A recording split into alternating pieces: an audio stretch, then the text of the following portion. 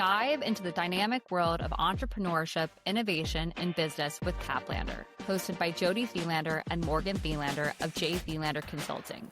Whether you're invested in the private capital markets, building your own venture, or curious about the entrepreneurial spirit, this podcast unpacks the latest trends, insights, and opportunities shaping today's market and the people driving what's next. Caplander connects the dots between personal and professional life because how you do anything is how you do everything. Featuring expert guests, deep discussions, and a dynamic mother-daughter duo, Caplander is your go-to resource for staying informed and inspired. Welcome to the Caplander podcast.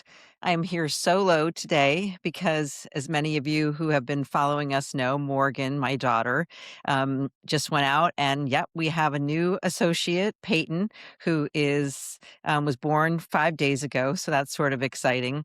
And you'll hear our episode today, which is also really talks about the balancing act between being a parent and being a career person. And I know for many of you who are listening, for our listeners, that it's really a combination, right? Careers are really important, and then our personal lives are really important.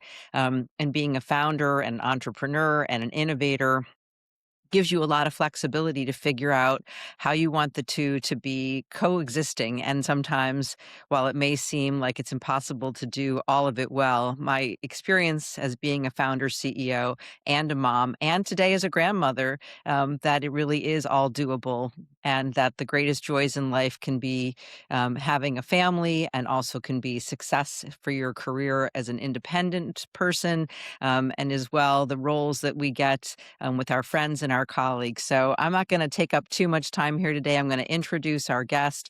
We have the pleasure of having John Trentacoste on today. He has been an executive compensation expert, a board advisor, and a thought leader, most recently as a managing director at Goldman Sachs. And he is on his way to his next adventure at KKR.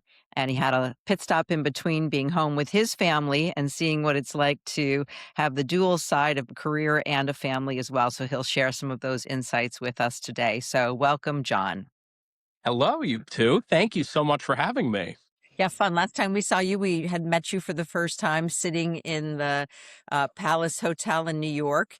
And you were, I think, coming from one job that you were just leaving en route to another. So for those who are listening of our audience, why don't you fill everybody in on what you've got going on?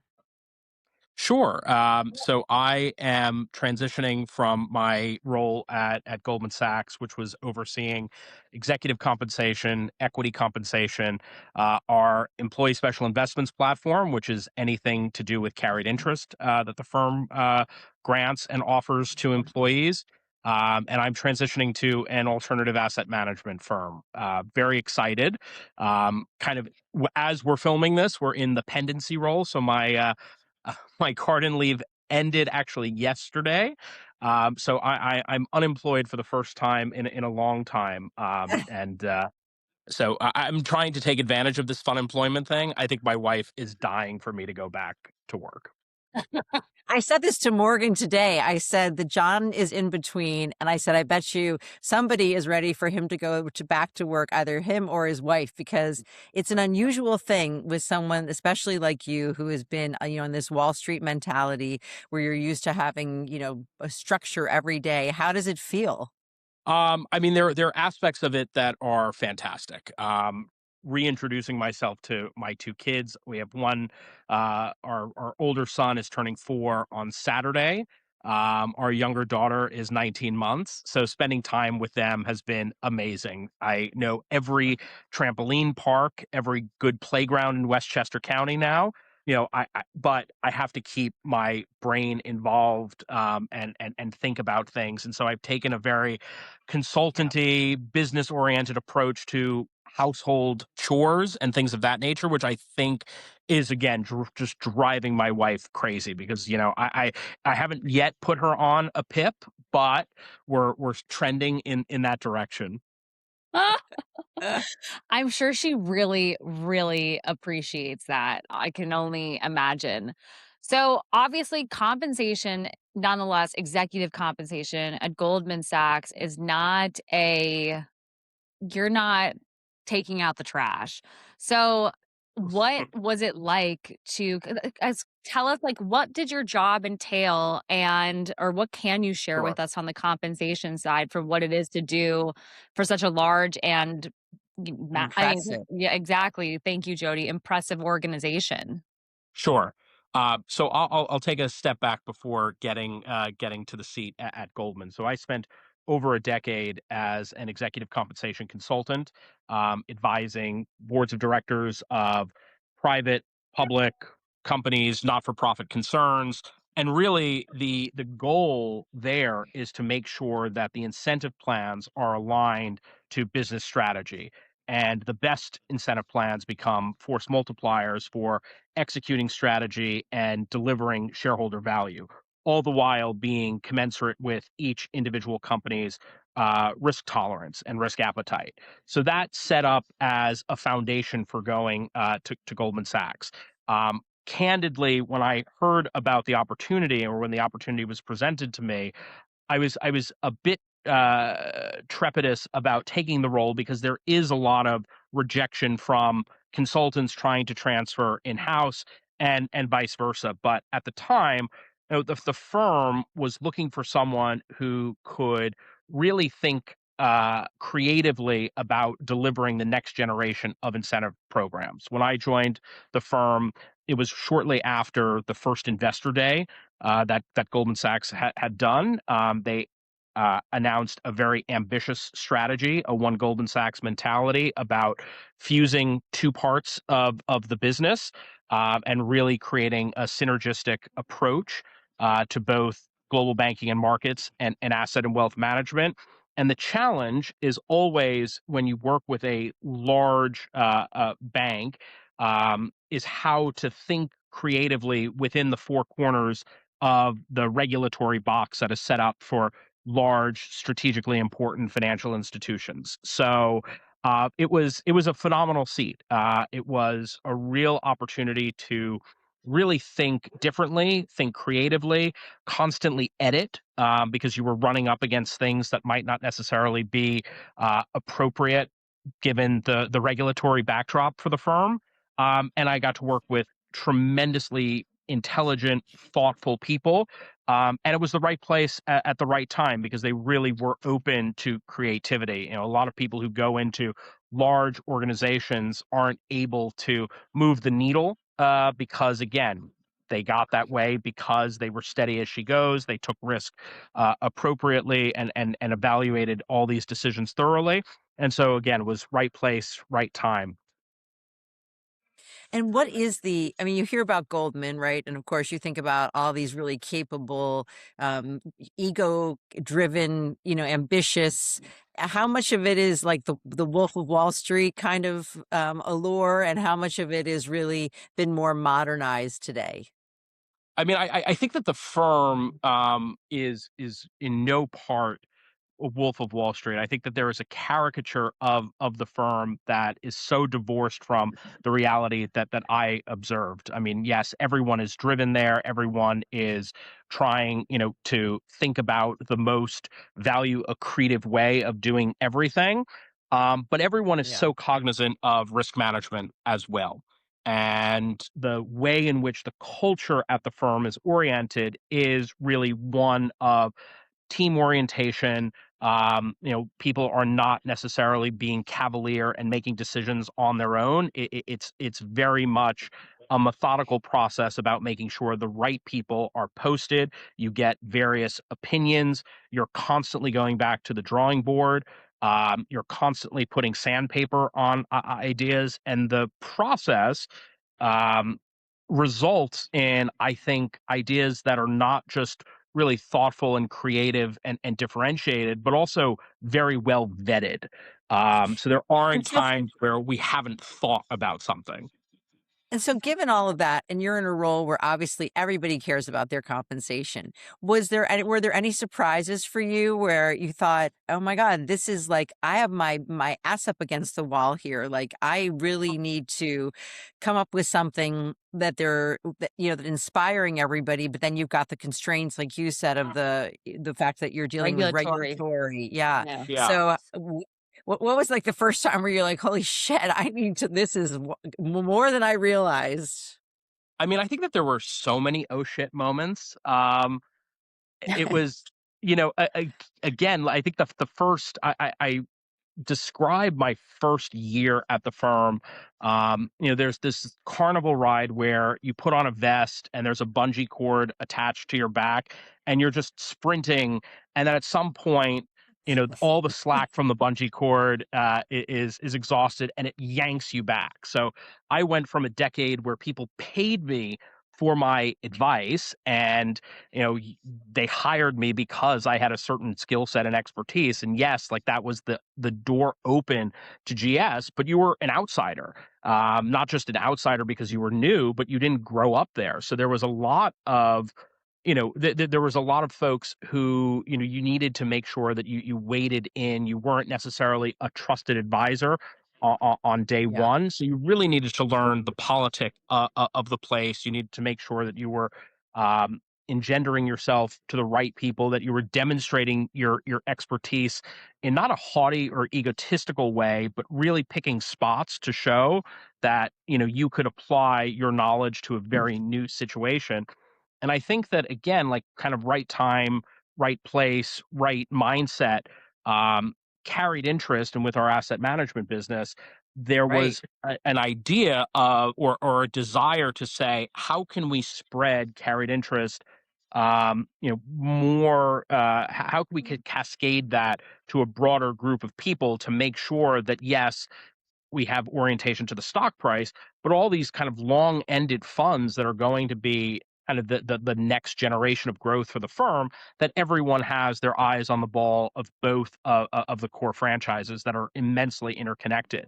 And that's really where it was, okay, let's find where the four corners of the regulation is or are, and let's, try to find ways to interpret the guidance in a way that would be supportive of a new plan of this nature. And so, for the first time for any large money centered GSIB bank, we were able Did it. to, or the board approved a carried interest plan for executives.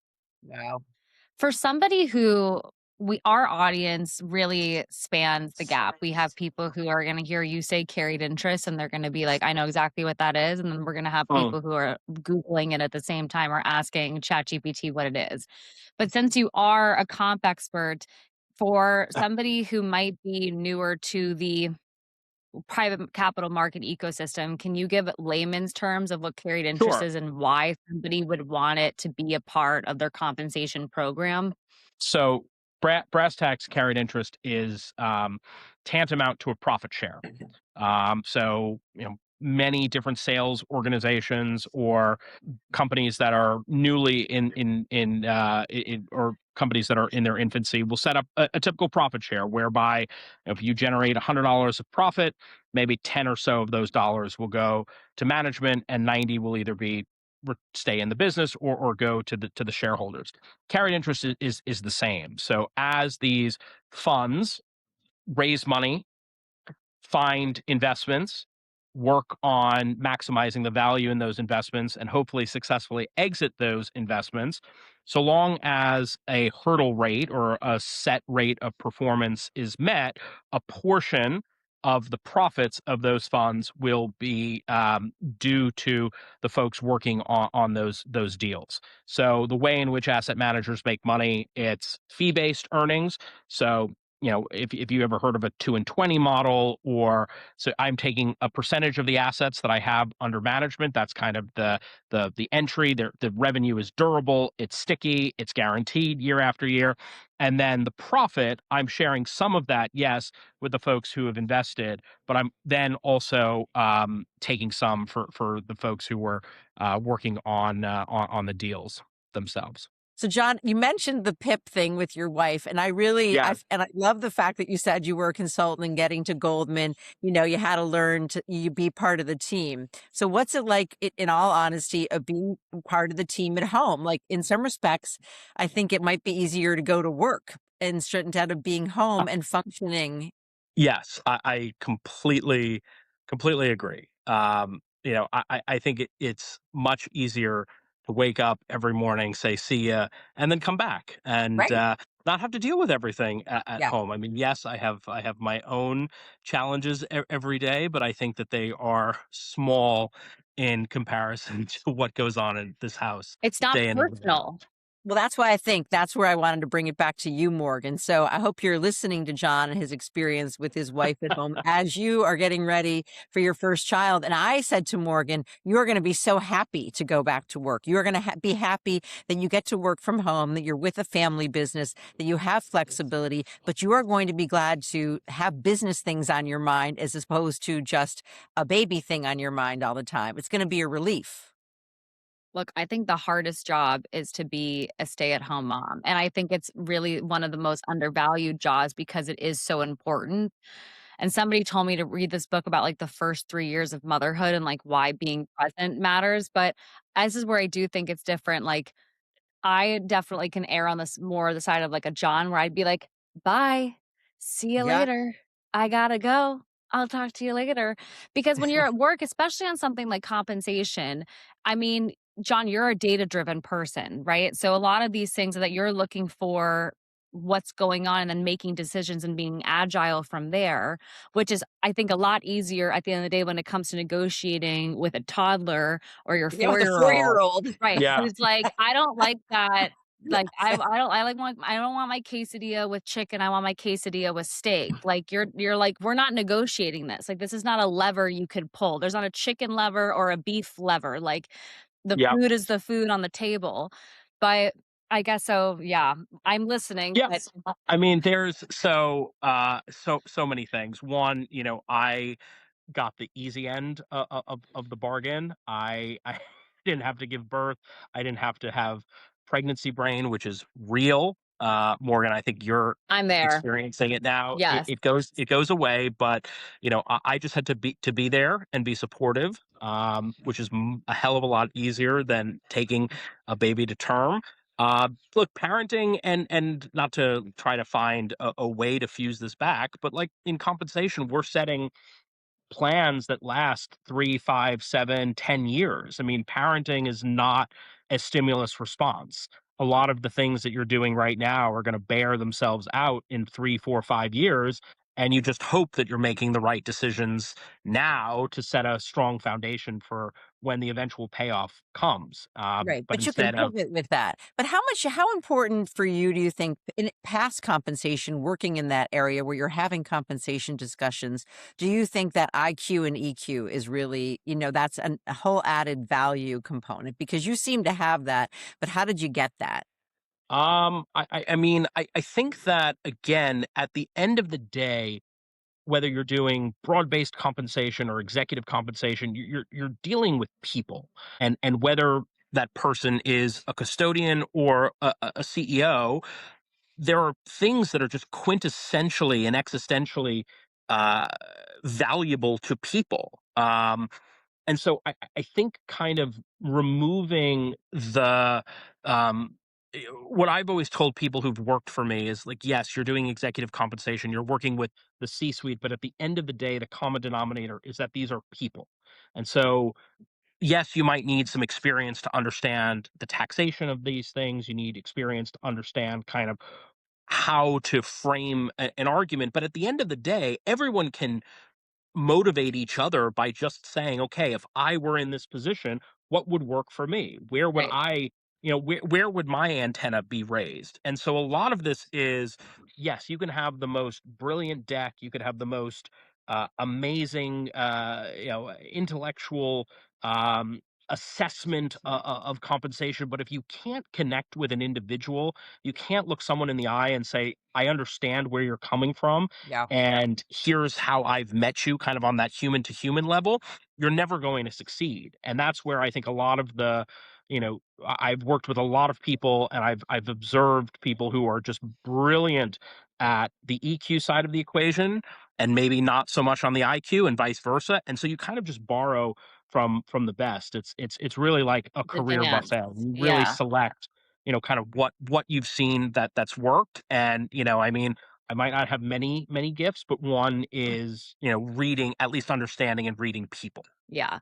Well, we work with a lot of comp and benefit lawyers, right? And one comp and benefit lawyer in particular always says that compensation is really personal because some people, frankly, care more about the money than others, which leads me to my next question. On Mm. the executive compensation side, would you say that every executive cares about their compensation, or do you think that junior entry level employees care more? Like, do you see more of a trade Or off care between the less two? about or they care more about the work environment? Like, what's going on I out there? mean, I think that there's always things that are kind of extrinsic and intrinsic that motivate people. I mean, I would say that I've also had the ability to work with people at all stages of their careers. Generally, people kind of in their 30s care more about compensation because they're trying to set themselves up for their future, their goals, and really looking at kind of today's compensation. Am I on a trajectory that where I could achieve a lot of my goals? I mean, just like executives, I won't say that they're kind of inoculated to that. But again, they're making decisions today that are not quarter by quarter. They're making decisions today that are long term in Very nature, and it's getting longer from what we and see. it is getting longer. So like, and I think boards have become very keen on kind of the quarter by quarter management team versus someone who's really in it for the long haul. And so, even though I might make something on paper, the value is going to be vastly different because I have to wait a long period of time for that to materialize. It's linked to things that are in my control, like performance. It's linked to things outside my control, like the market. But I do say, one of the things that is most challenging for us, and again was one of these great in theory, but might not have been the best in practice, is these benchmarking exercises where you look at a group of 14, 15 executives and try to peg compensation somewhere in the middle of that. I mean, then it becomes really personal because you have a roster and Right. you're essentially saying, like, I think you're worth the median of this group. And a Well, lot of, especially if your industry is narrow, and I'm not necessarily just saying financial services, but it goes to retail, it goes to any sort of tight knit industry. These people all know each other, and it's like, okay, well, why? I think it just is human to say, well, why am I worth 80% of X? Because I know this person, and he or she had it so much easier than I. Like, there's a time and a place for perseverating over those things, and some of this job is just being a little bit of a psychiatrist or a therapist in a Right. way to let people vent. Yeah. But ultimately, at the end of the day, it's like, great, fine, let's move on, and I could do multiples better if I execute my strategy better. And I think most of the executives that I've encountered are more calibrated to thinking of the bigger picture versus kind of this quarter by quarter, year by year benchmarking More narrow. obsessed mentality. Right. Yeah. Well, that's also, I think, part of it too, because when you think about the comp levers, right? I mean, we talk about this. We're obviously in the private capital market space. So the biggest long term incentives come down to equity and then Yeah. carried interest, right? And equity even gets broken down to whether somebody's a founder or a non founder. But the the idea of it, or the overarching piece of it, is that you don't have that tied to anything like something, a meaningful dollar amount, until something happens or you Mhm. generate a return. yeah, So it's liquidity. understandable, right, a liquidity event. So it's understandable that on for the younger people in their 30s that they are more cash focused, because Jody says this all the time, you can't pay your rent or your utility bill or your internet bill or cell phone bill or whatever it is with your equity or carried interest, Sure. because you haven't.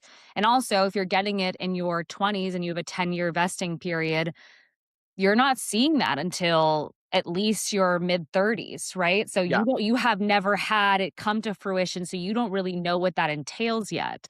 So it's a lot of faith in the system and a lot of faith in what you're doing, but I would think that the executives at the top are also have the wisdom piece of it, where they're like, "We've been here, our houses are paid off. We're not really worried about making our mortgage payments or whatever it is." Like, it's just a whole different mentality. I mean, I think I go back to when I started my career. I didn't start in compensation consulting. I was actually an equity trader, not at Goldman, at another bulge bracket firm. And when I started, I think that it was the Dow had just crossed 13,000, and it was everything was going phenomenally well. We got the boiler room speech, and then the global financial crisis happened. Right. And I think a lot of people lack that perspective. If you think about the last 10 years, it's been a pretty steady bull market, save COVID, and people just don't understand that things have cycles to them. And so yes, if you think about what is going to happen just in the last half of the year, if SpaceX goes public at the valuation that it suggested, if OpenAI or if Yeah. Anthropic go or Databricks go, you're going to have people who held their equity, who create potentially generational wealth. Yeah. And so the idea is like not to discount the equity, but really to appreciate how valuable it could be and live kind of within your means in the cash basis. I mean, the fact that there are these markets where people can trade out of their shares Yeah, in the the secondaries, you the mean. secondary markets. I mean, it scares me because, like, yes, great, you've sold out, a $10,000 stake to go to Ibiza for a week with friends, but I mean that It's could have better. A been lot of worse. people. Well, that's just really. I have another really good question for you, because you have two children, and I know your older one is a boy. And when you see this, and that juxtaposed against these 30 somethings who could be coming into the wealth creation, like what do you think? What do you want for him, and what do you, when you see these kids in their 30s who could be really wealthy, or that Goldman mentality? What's the wisdom that you think is the most important thing? I heard you say, long game, big picture, and that they're Yeah. going to ride the tide. But what else from a career vantage point? I mean, I really, and it sounds probably like such a cliche or hackneyed answer, but I really just want him and my daughter just to be happy. Yeah. I mean, I took a very maybe traditional route going from a bank to consulting back to a bank. Yes, in a different sleeve. But But what I about mean, the work ethic? What about what it takes? well, Okay, I you're mean, gonna have I a so happy core. they're not, they're not. I'm not working and killing myself as much as I am now for them to get a free ride.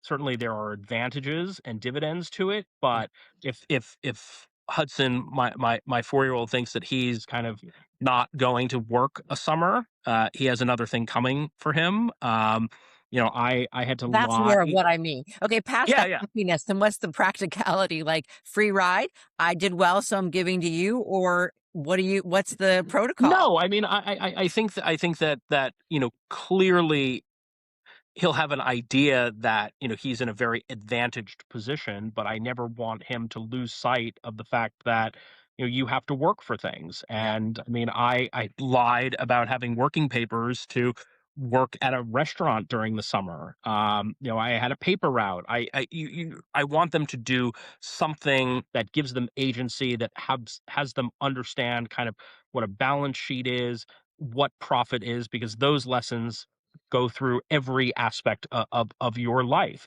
It's very easy to know, can I afford to do something, when you check your bank account and there's not enough there, or planning for the long range. And so I want them to be thoughtful. I certainly don't want to foreclose opportunities on them, but I also just don't want them to think that there's this infinite well for Right. them to keep taking from. I mean, my wife and I are very much aligned on that. I think it's one of the things that we connected on first when we So were important. getting more serious, is the fact that work ethic is immensely important to us. And again, I really, I don't need Hudson to be the CEO of an organization. I need him to be happy. I want him to feel like he's providing value. I want him to feel like he has purpose, but I also want him to know that the expectation is that he's going to work, and he's going to work hard. And I also want it to be intrinsic. I want him to think, like, I want to figure out a problem. I want to create a better solution to this. I want it to be motivated from within, Right. rather than just creating pressure on him to do something that he might not necessarily, and my daughter for that case as well, Right. that they might not We're want to do. assuming that you're saying it for both kids. It's just the fact that you have a Yeah, four-year-old versus sure. an 18-month-old. So thinking about the Yeah. 18-month-old in this regard, it's a little bit harder to imagine when she's probably just getting some words out and sticking food in her mouth right Yes. now. Yes. Yes. I mean, I think it's definitely we read a lot and we quote a lot in this podcast, like the Wall Street Journal. And the Wall Street Journal has talked about how essentially kids who have been more well off, how to not blow their inheritance or how to not blow the money and things like that. And the reality is you're talking about it on the whole other end, where how do you instill these values along the way? And I think a lot of it has to do with just who the parents are in general. And when they see you working hard, it gives them, they're like, oh, I want to be that way. I don't really know it to be I don't any think that's different. enough. I totally disagree with you. I don't think that you can assume any of that. And I did not assume any of that. I remember talking to Morgan and her brother, and my son had asked me for money. And I was like, I'm sorry, can you find an ATM machine on my body? Because I don't feel it. Like, am I just making money? Because I'm working and you can't just ask for money like that because we're on a budget and we're planning and it's tied together.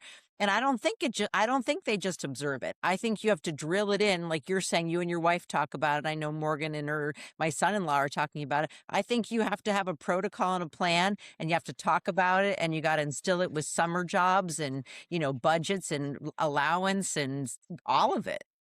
Yeah, I mean, I think it's certainly, like many things, it's part lesson, but it's part what they live and what they, the lived experience. And Yeah. Right. so, I mean, they're like little microprocessors right now that are just Sponges. observing Yeah, they're and taking it all in. crunching all of this data. And right now, I mean, they're kind of learning where the four corners of everything are. So a Right. lot of kind of the acting out is trying to test So good. whether or not things will break Right. down. So Well, I'd be more worried about your daughter than your son because she's gonna be really the one to watch out for. Talk about a future CEO because she's looking at you, she's Second looking at your wife, child. and then she's also looking at the older brother, and she's watching him do stupid shit, and she's like, "No, no, no, no, no, no. There's a different way that we can do and this." So, she's so I would be tough more too. looking at her for sure. She's so tough. I mean, I Hudson has picked up, he loves numbers, he loves the show Number Blocks, which, I mean, we're generally kind of anti-screen, but Yeah. it's all about math and numbers, so I can get behind it now. So he's like the cerebral kind of number-oriented one, but she is just so tough and is no nonsense. Even though he knocks her down, she gets back up. And yeah, so I don't know, in the horse race of the kids right now, I think Millie may have the edge, even Oh though she my can't god. form a coherent sentence. Too funny. I will never forget, and I have a younger brother who's 26 months younger than me, and I remember doing homework and sitting at the kitchen counter, and it was basic math, like 7 plus 7, and he's in the back, 14, 9 plus 5, 14, and he's yelling out the numbers, and I remember turning around and I was like, "You have nothing to say 9 out of 10 times." And, like, all of a sudden right now and he's over there and he just liked the reaction piece of it. Like, he was always the one where it was like it came so easily, but he was willing to work half as hard as it, but he could get away with working not as hard because it came so easily. Yeah. Yeah. Um, my last question, so obviously, you've had a lot of compensation discussions. When somebody comes to you and they're unhappy with their salary or they wanna negotiate their compensation, what have you seen be the most effective, or what guidance would you give to somebody if they're going into those compensation discussions where they want the outcome to be different? Well, I would say that compensation is usually a one time a year discussion. Performance is not. And so I think the downfall of a lot of people's comp discussions are that they combine a performance discussion with compensation. And if you think about when comp is being determined by managers, no matter, from someone with 2 direct reports or 20 direct reports, it's a tough period of time. We try to be more longitudinal in our thinking about looking at the entirety of the year, but we're human, so there is generally maybe a 3-month look back period. So periodic discussions about performance is really important. And I would say that even more important is being self-aware enough to show where you've kind of met your goals and where you still need to improve on some things that you've set out, because I Right. think the most self-assured people and the ones who are able to look within themselves and say, I had some wins, I had some things that I wish went better, and here's how I'm going to plan on the forward, that materializes in compensation because you're differentiating yourself in terms of maturity. This is more kind of entry in career. After that, I mean, I think having an understanding of the marketplace, having Data. conversations, Data. yeah, Yeah.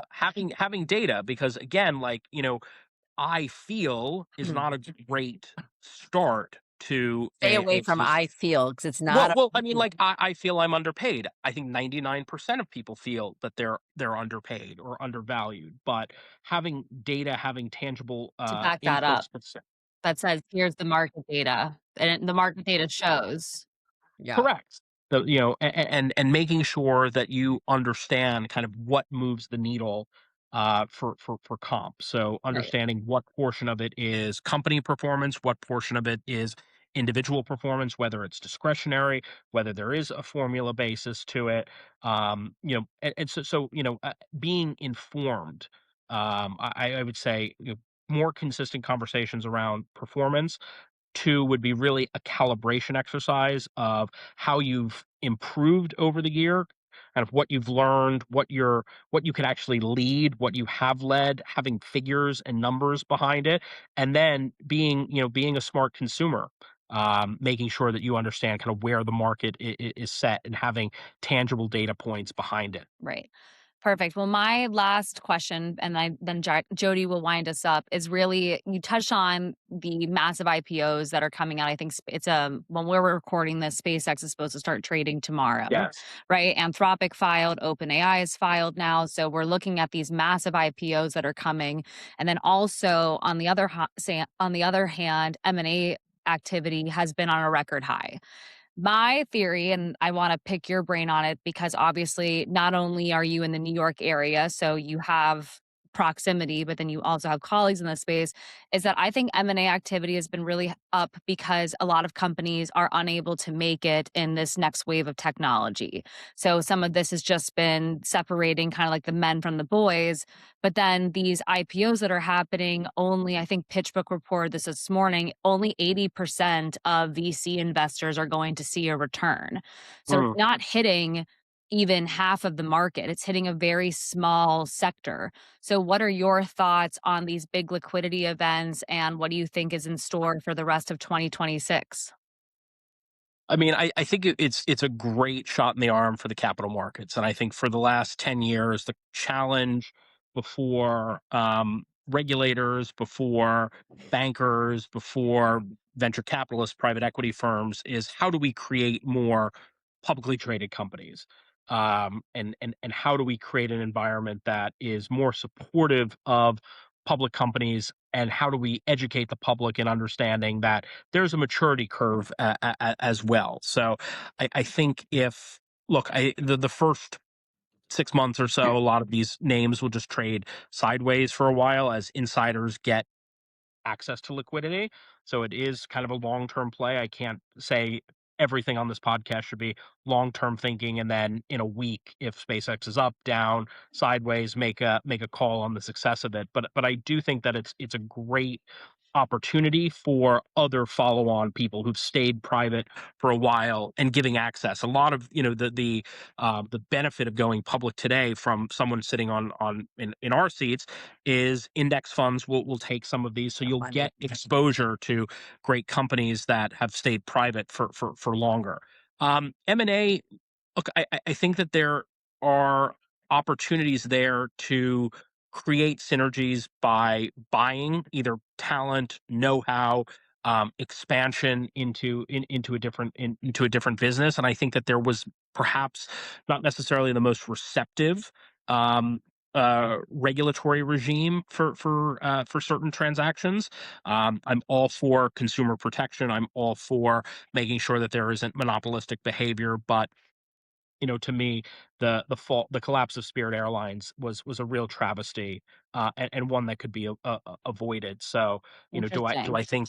Spirit was Yeah. not even remotely on my radar. Like, I was not thinking Spirit Airlines in any way, shape, or form. I was only thinking about when I read about it, thought about the people who were in the Wall Street Journal who are going to Tickets. get the planes. There's like Oh, it was Well, like I mean, the whole race. so they were a client of mine. I have never met a more committed management team. They loved that business.